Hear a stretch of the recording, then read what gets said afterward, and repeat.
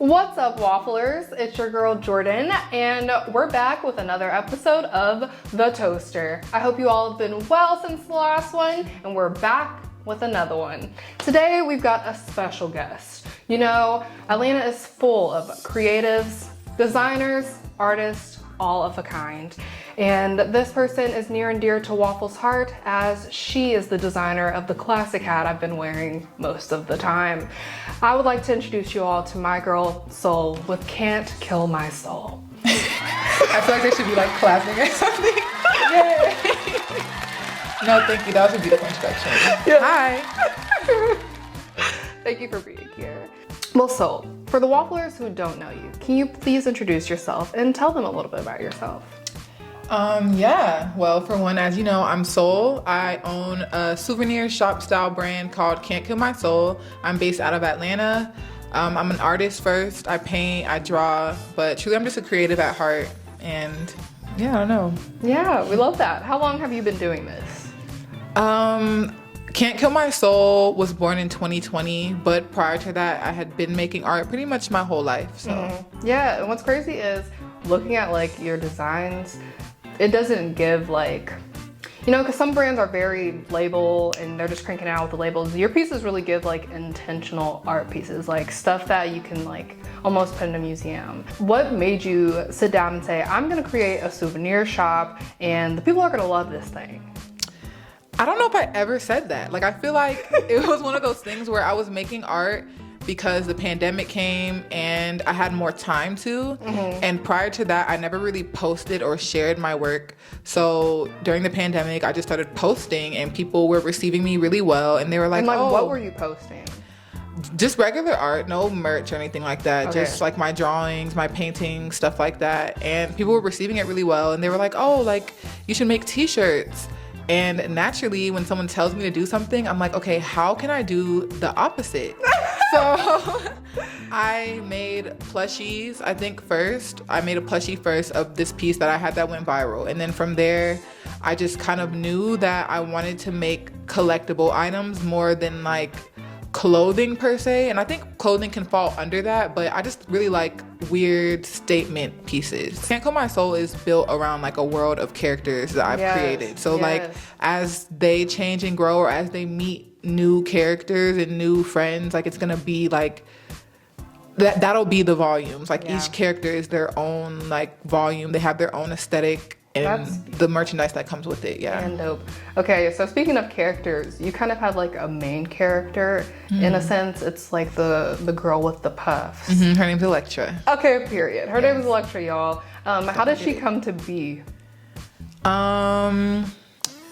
I mean, I think that she's me. Everyone says that my characters always look like me, but I do tend to draw like Black women and just Black people in general, just because I grew up a little bit of an anime geek. I liked cartoons. I still like cartoons, yeah. So, but there's no Black spaces. I can't really think of any Black iconic animated character other than maybe, you know, like Princess Tatiana or like stuff like that, but none that are like within that realm. So I was like, why not make my own? And she just kind of was born off of just sketching a character until I got something that I liked and that I stuck with. I have a little bit of an addictive personality, so when I like something, I'm just gonna draw it over and over. You ate that up. Yeah, like, thank you. And you said like you make collectible items. You made like the giant plushie chain. Like, how does that stuff, everything, not that the items seem so random, but it very much seems like you have an idea and they're not necessarily cohesive, but you're like, let me execute. Like, how does that come about? And how do you execute so successfully? Like you said, I'm gonna make a chain pillow. I did say that. You did say that. Like, where does that come from? There's a book, there's like a collection of books called Tashin books. People might have heard of them, but they're basically just like art books. They do different books about different artists, topics, whatever. And I own quite a few of their books. And one of them is a book about rappers' chains throughout history.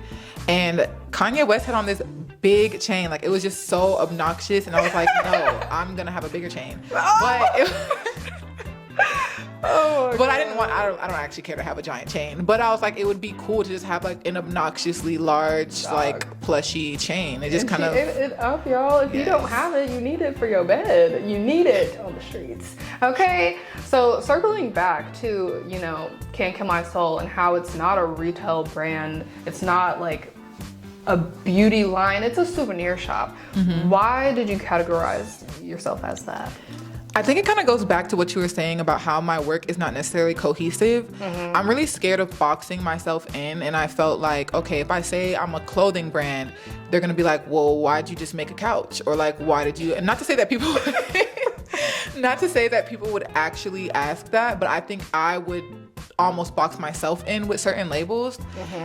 So I just felt like souvenir shop made the most sense, because essentially I'm just making souvenirs of my art and my work. It's not really, there's not a super strict box that I'm like placing it within, but if I did, that would be, souvenir shop would be the one. You ate it up. I love it. Thank you. And based on like the design of Electra, which, you know, she's the face of the brand. The hat, like everything stems from her in a sense.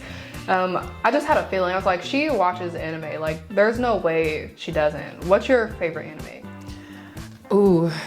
I feel like right now my favorite anime is The Promised Neverland. Okay. It's on Netflix. I really like Made in Abyss. Obviously Hunter x Hunter, that's a classic. Death Parade. There's a few that I would put like up top, but those are what just came up top. Oh, and Nana for the bad. Period. Sorry if you have to bleep that out. But yeah.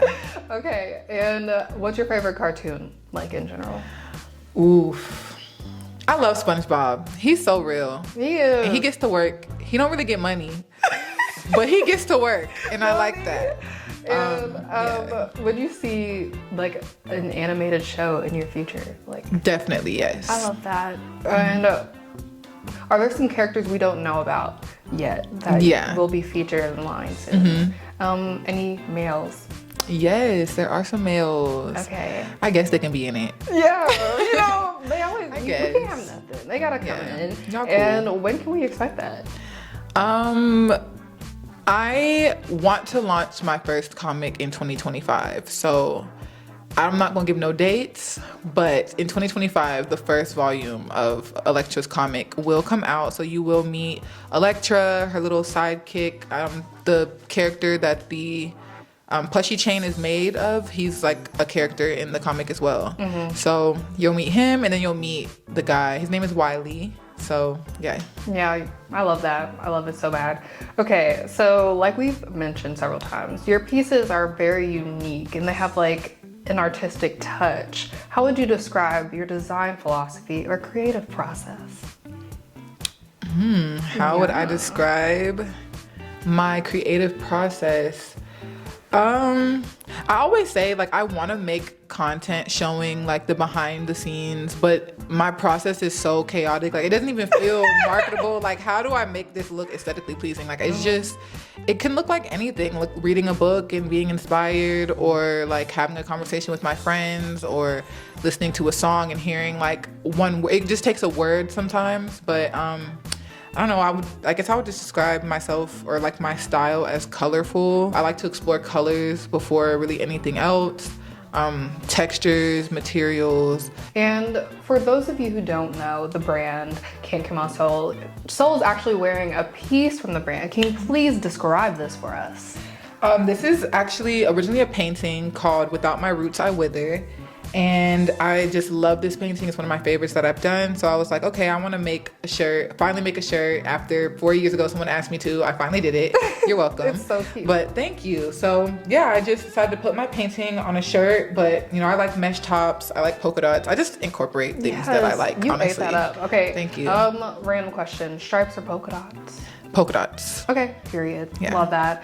Okay, so next, how do you balance the streetwear culture roots with creating something that's almost museum worthy in its aesthetic?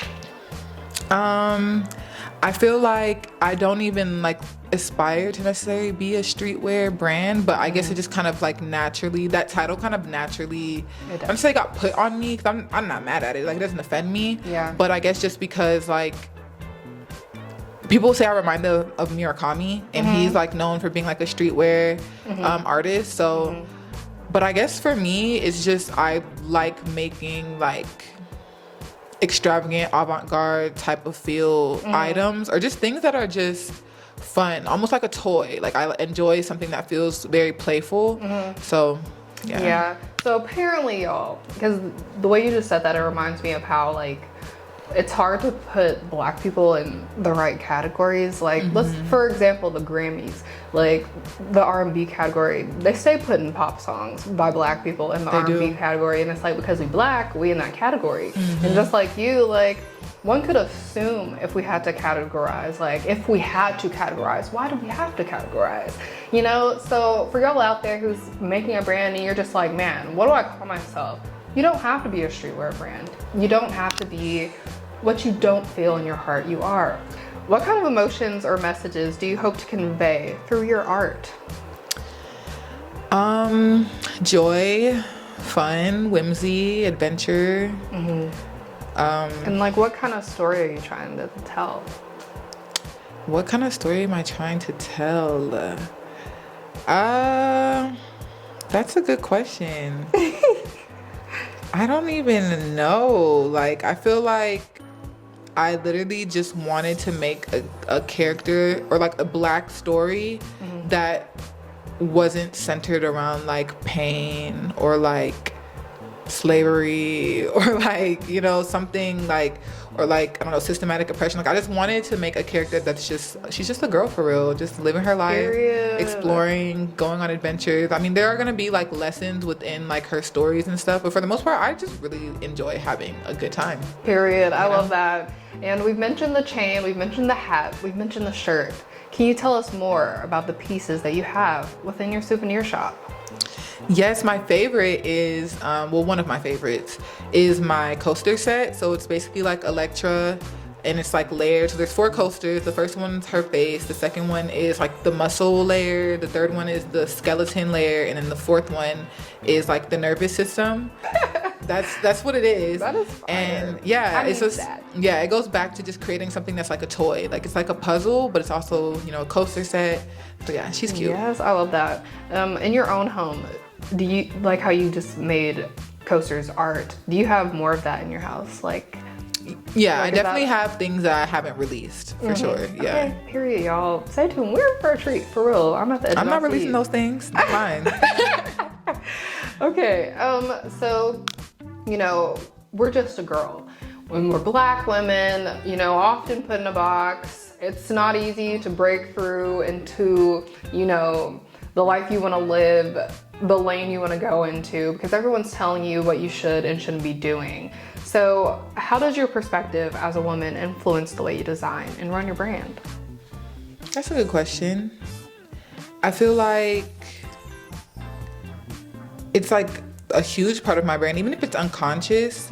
Like growing up as a woman, you're definitely taught to just be super attentive to your appearance and things like that, how things look, making sure everything is perfect, and like it's almost like bled into how I do things, like making sure everything is perfect. And it's already like difficult being a woman in like business and creative spaces. Like it's not to say it's hard to be taken seriously, but it can be tricky. Like, so I don't know, I feel like being a woman has definitely like given me a certain level of eye for detail, a certain level of like perfectionism. I think that's the word. Yeah. So yeah.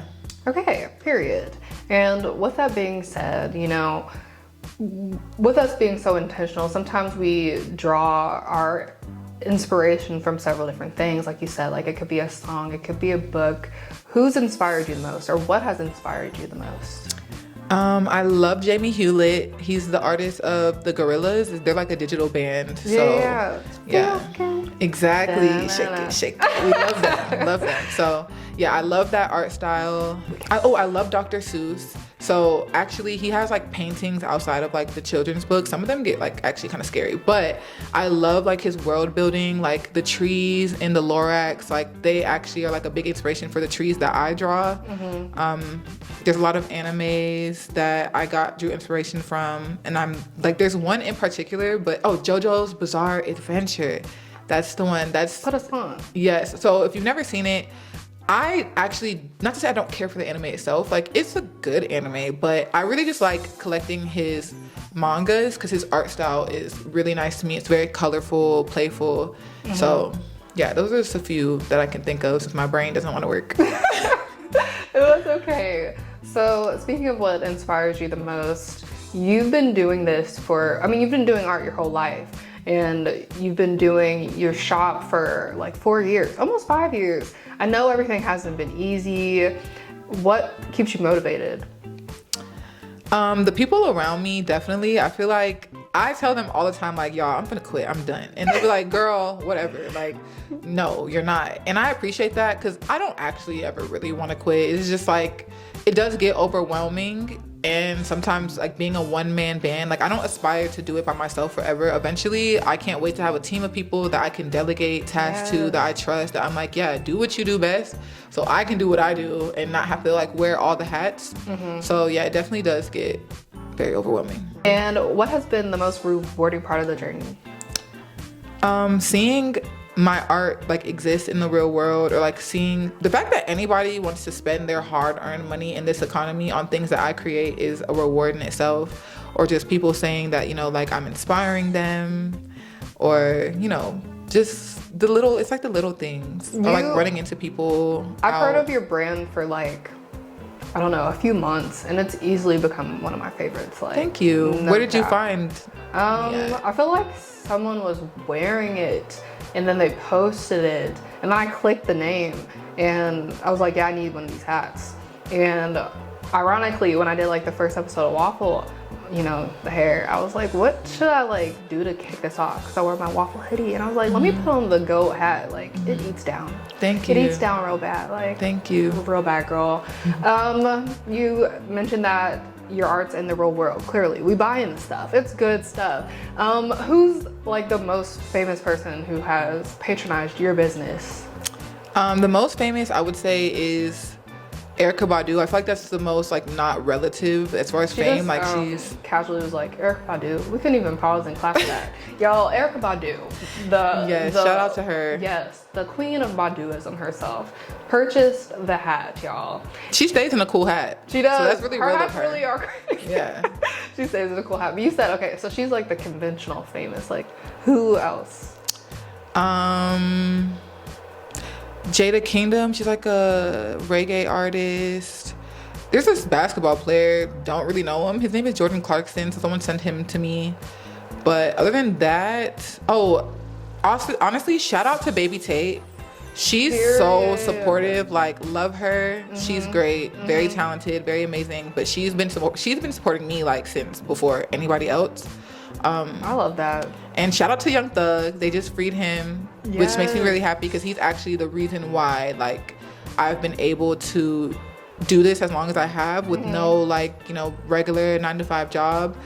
He was the first celebrity, I would say, that like reposted me, like shouted me out, and you know, he has like a very cult-like fan base, so they were definitely flocking. Yeah.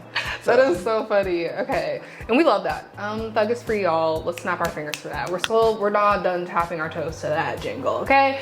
And you know, he's put such a stamp on Atlanta. Like, he believes Atlanta culture. How has Atlanta's culture and energy shaped your work and direction?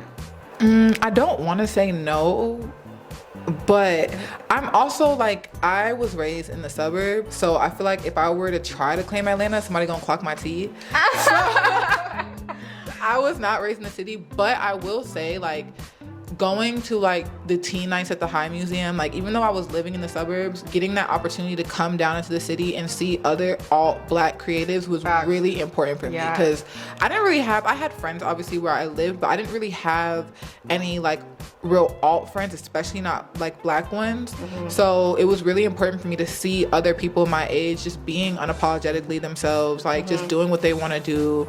Like, one thing I will say that I love about Atlanta is like everybody's gonna kind of do what they want, and they're gonna jack a title. It doesn't matter. They're gonna tell you like, yeah, I'm this, even if they don't got nothing to show for it. They're that. And I actually love that, because it's like, you are whatever you say you are. I mean, obviously you should put the work in behind it, for sure, but like I just love how people out here are just like, yeah, and they're like, I'm a rapper, I'm a this, I'm a that, I'm a this, and they're like making up titles, like but not even like it can't exist. It's like Atlanta really shows you, if you want to be I don't know, y'all, like the person who bakes food, but like you specialize in putting your foot in your food, and you really put your foot in your food, like you can really be like the person. Yo, it's a horrible example, but a foot like putter, or put a foot but in like food, you can be anything here, and low key you can find other people doing the same thing. Like, yeah, no, it was very important for me to like witness that. So shout out to Teen Nights. I don't think they do those anymore at the High, but they do the Friday nights. They do, but it's different because Teen Nights were for like the youth. Teens, like it was for the youth. Like we were definitely outside. In what ways do you think Atlanta stands apart from other places around the world and in the country? They jeans be real skinny. Real tight, real bad. Yeah. I mean, I feel like Atlanta is like, I don't know, I'm spoiled. I feel like living in the city to where I see so many successful Black people like everywhere, versus when I leave and I go to other places, I'm like, oh wait, we're not the majority. Like I'd be forgetting that it's not majority Black people in this country, because in Atlanta it feels like we are. I feel like you asked me about fashion and I didn't even answer it with fashion. Girl, I was just like, you know, like, because there's Tokyos, there's Milans, there's New Yorks, there's LAs. Like, how do you feel Atlanta's fashion, this whole aesthetic compares? It compares just because there's like a certain, if you put 3 guys lined up and one of them was from Atlanta, I would be able to point him out, like for sure. Like most definitely would be able to point him out. So is gonna be, they're gonna be tight. Oh my god. You're gonna see his little undies. He's gonna have his little hoodie on. Yeah. That is hilarious. Okay, so, you know, you're an artist, but you're also a businesswoman. How have those challenges made it tough to maintain the integrity of your brand's artistic nature? Oh, the last question's really good. I mean, not to say I don't want to be a brand owner. I do, but like if I could just be the artist, that would be great and fantastic and dandy, which goes back to me like delegating tasks to people, like somebody else can do the social media stuff or this or that. But it is hard to keep the integrity of your work when you have like bills to pay. So it's like I haven't had a 9-to-5 in a while. So we love that. Yeah. Keep your jobs, kids. If you can and if you need it, do that. Because I'm not above it. Like I will get a job quick if I need to. Facts. But you know, thanks to God, I've been able to like pour all of myself into my brand. But it doesn't come without its challenges. At the end of the day, all of my money went back into my brand. Like I wasn't like, you know, splurging on myself, because at the end of the day, it doesn't grow if you don't pour into it. True. So oh my god, the shoes are so cute. Thank you. Okay. Yes, but yeah, so I just feel like it's hard to keep the integrity of your brand when you're thinking about money in the back of your head. And it's like, okay, I want to make these weird pieces, but at the same time, if nobody buys them, I'm out of luck for the month or whatever the case might be. So it's hard finding that balance of like just kind of weeding out the noise and making what you really want, because at the end of the day, that translates. I think that you can make something that's trendy and it might sell. It's not like it won't, but at the same time, like I'm trying to build something like bigger than that, and I feel like people can feel when I don't really love whatever it is that I'm doing. At least I know I can feel it, and it translates into how I push it, whatever the case might be. So yeah. Okay, that was very inspiring. I could put that on a quote and hang it on the wall and read it every day. Oh gosh.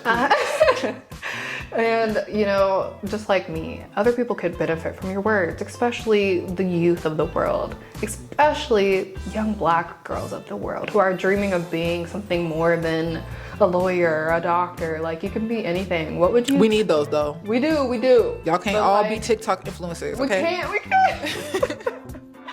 I would say that you should just do it. I know that's like, okay, girl, anything else?